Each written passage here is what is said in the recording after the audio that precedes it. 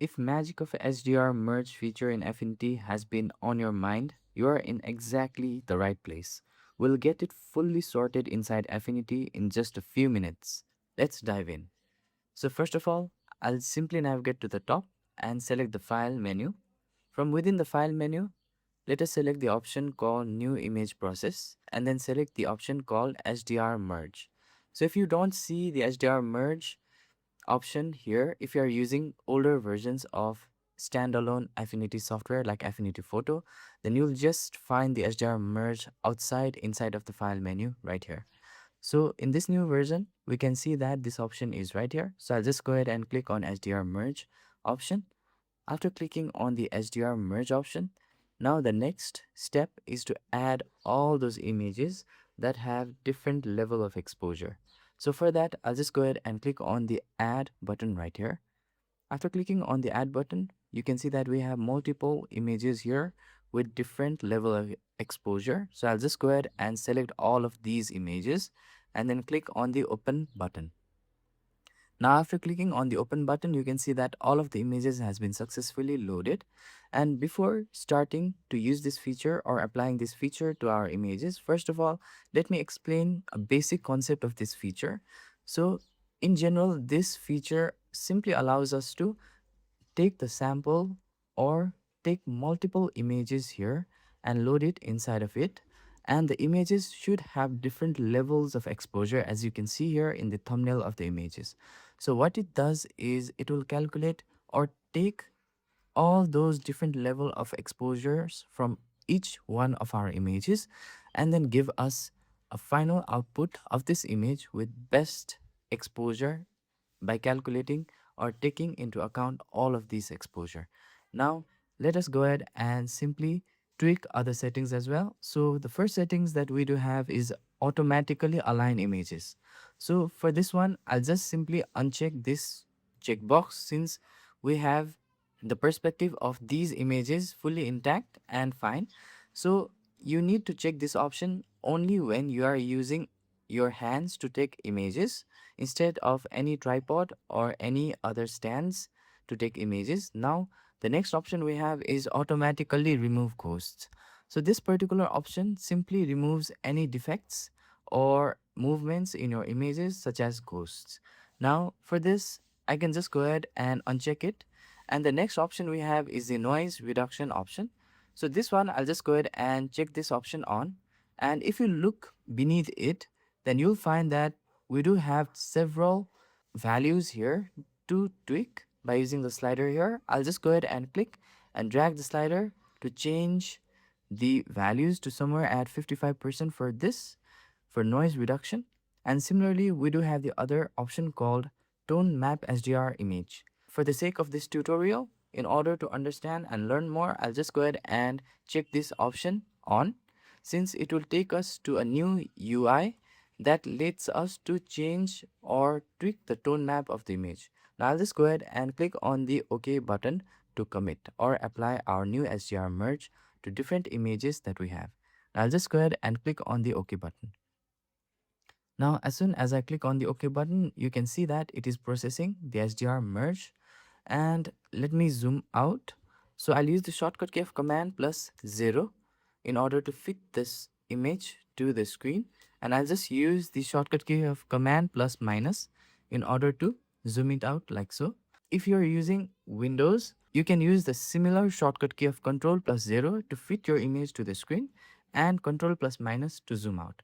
Now, next, you can see that our image has been merged perfectly here. However, we can tweak several settings and properties of this image to make it better. Now, if you look at the right hand side, then you'll notice that we have several settings right here that we can tweak in order to bring this image back to a good quality. Now, the first panel that we have is tone compression. So let me go ahead and drag the slider of the tone compress to left like so in order to adjust the overall tone of this image. So as you can see here, as soon as I click the slider and drag it all the way to the left, the highlights are slowly starting to decrease. So we should find a good value or spot for this slider for tone compression. So I think somewhere at 74% is fine. The next settings that we have is the local contrast settings. So for this, I'll just click and drag the slider to increase the contrast like so. So we don't want much of the contrast here, only a certain amount. So I think this one is fine because in the original merged image,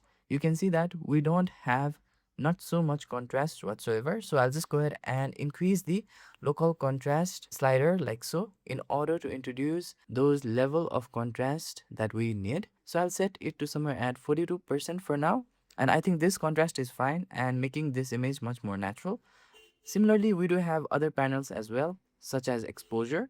So for the exposure panel, I'll just go ahead and click and increase the exposure slider a bit to introduce or increase the exposure in this particular image to make it much more captivating. So similarly, we can also control the black point, which is actually the ratio of highlights and shadows inside of our image. So let us not go so much towards 5% since it's accentuating things up and making little bit unnatural in this image. So I'll just set it to 1% for now, and I think this one is fine.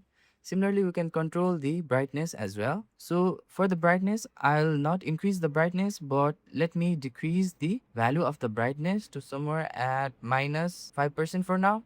And similarly, we can also change other settings as well right here.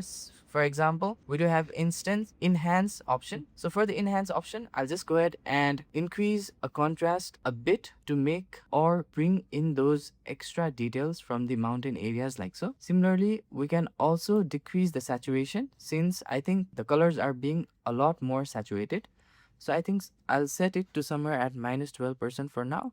And likewise, we do have other options as well, such as white balance, shadows and highlights, detail refinement, and curves. So I'll just leave other settings as it is for now and just have played with the basic settings right here to adjust the tone. So likewise, we can also pick any presets that Affinity has provided us here. So as you can see on the left side that we do have the presets panel in this UI. So for example, we can select natural or detailed.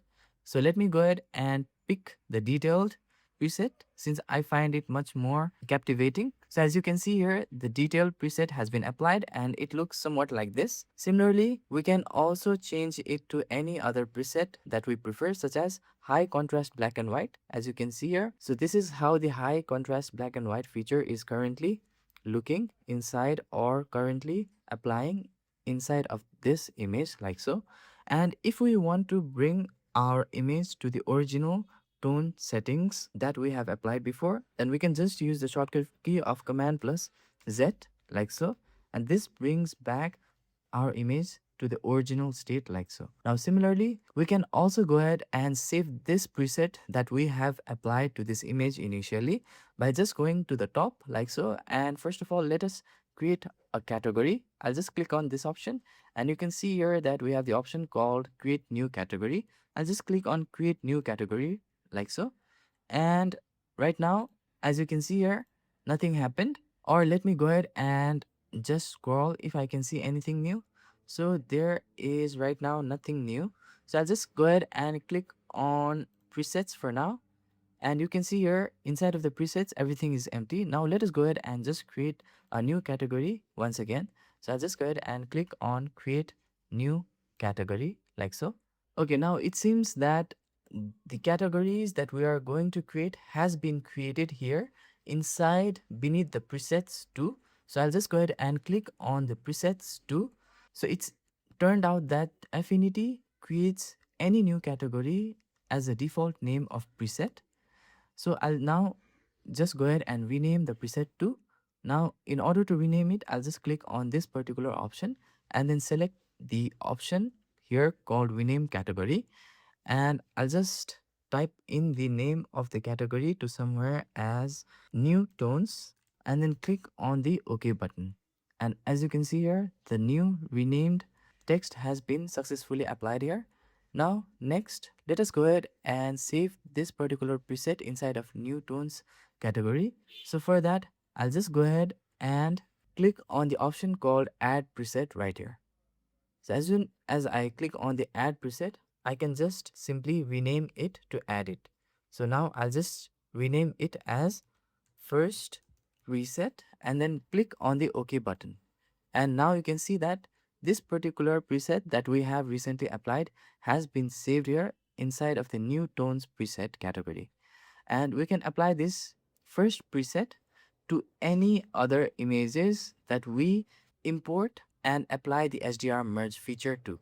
Now let us go ahead and click on the apply button at the top in order to commit this particular settings. So the next thing that I'll do is use the shortcut key of command plus 0 in order to fit the image to the screen, and then use the shortcut key of command plus minus in order to zoom out like so.